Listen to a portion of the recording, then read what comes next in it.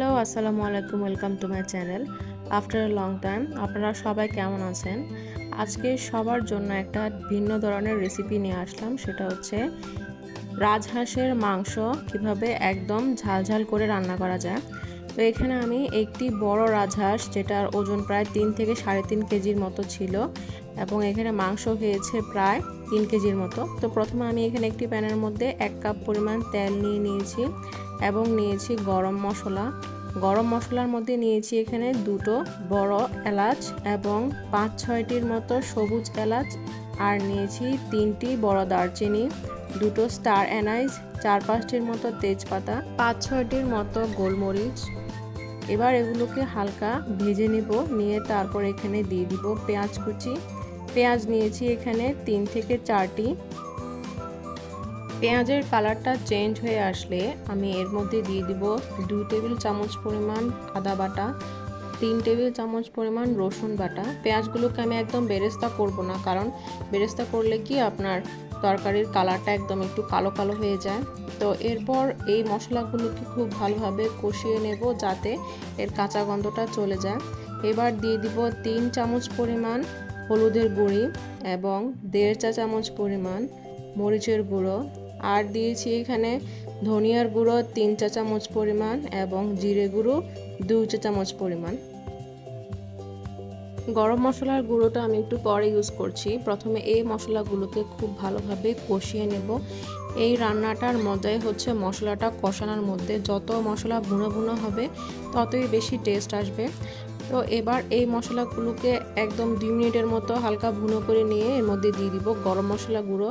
গরম মশলা গুঁড়ো আমি এখানে দিয়েছি 3.5 টেবিল চামচ পরিমাণ, যেটা আমি রাঁধুনি ইউজ করেছি। এই মশলাগুলোকে খুব ভালোভাবে আরও কিছুক্ষণের জন্য কষিয়ে নেব।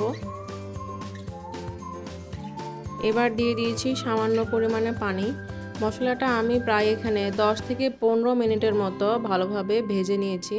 এবার দিয়ে দিব 1.5 চা চামচ পরিমাণ লবণ, আর লবণটা আপনারা স্বাদ মতো ব্যবহার করবেন। আর এবার মাংসগুলোকে দিয়ে দিব।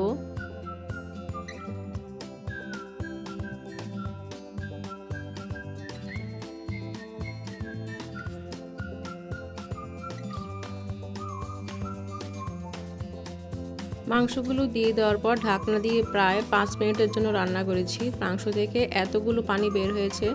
আগে এই মাংসের পানিগুলোর মধ্যে মাংসটা ভালোভাবে কষিয়ে নেব।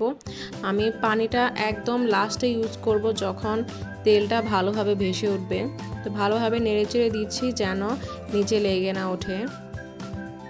ঢাকনা দিয়ে 5 মিনিটের জন্য রান্না করার পর এখানে আমি প্রায় 6 কাপ পরিমাণ পানি দিয়েছি। 6 কাপ পরিমাণ পানি দেওয়ার পর আমি এখানে চুলার আঁচটা একদম মিডিয়াম থেকে লোতে করে দিয়েছিলাম, যাতে এই পানির মধ্যেই রান্না হয়ে যায়।